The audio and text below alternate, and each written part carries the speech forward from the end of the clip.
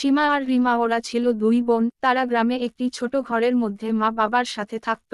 আজকে ছিল রথ, ওদের বায়না ছিল যে রথের মেলাতে নিয়ে যেতে, কিন্তু বাবা ফেরি করে জিনিস বিক্রি করে, তাই বাবা রথের মধ্যে যেতে পারবে না, তাই বাবা না করে দিয়েছে। কিন্তু দুই বোনের বায়না ছিল মেলাতে যাবে, তাই মাকে বলল মেলাতে নিয়ে যেতে। মা বলল ঠিক আছে, আজকে দুপুর দিকে রথের মেলাতে নিয়ে যাব।